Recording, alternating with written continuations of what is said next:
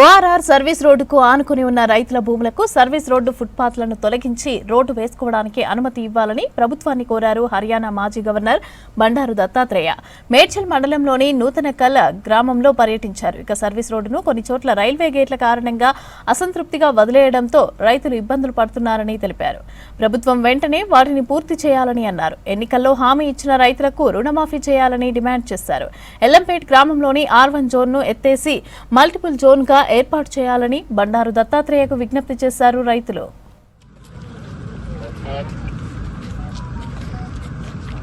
Outer ring road ఏర్పాటైంది. Outer ring road పరిధిలో ఉన్నటువంటి గ్రామాలు ఎన్ని వచ్చినాయి.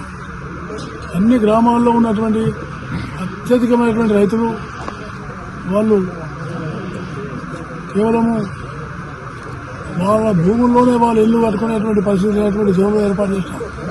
రిజర్వేషన్ జోన్లో ఉన్నారు. దానివల్ల రైతులు ఆ భూ మార్పిడి చేసుకోవాలంటే పెద్ద ఎత్తున డబ్బులు అవసరం. అందుకని డబ్బులు చెల్లించలేదు. ఇలాంటి పరిస్థితుల్లో ప్రభుత్వం తొందరనే ముందుకు వచ్చింది.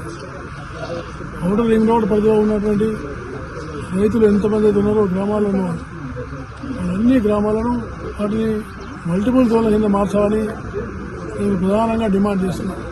రెండో అంశం ఏంటంటే ఔటర్ రింగ్ రోడ్డుకు ఆనుకొని ఉన్నటువంటి రేడియల్ రింగ్ రోడ్ కానీ, ఎందుకంటే ఔటర్ రింగ్ రోడ్ ఏర్పడిందంటే రైతుల యొక్క భూమి విషయంలో ఏర్పడింది.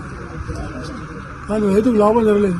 పెద్ద పెద్ద రియల్ ఎస్టేట్ వాళ్ళు, పెద్ద పెద్ద బిల్డర్లు, అనేకమైనటువంటి ఒక మల్టీప్లెక్స్ వచ్చే వాళ్ళు అలాంటి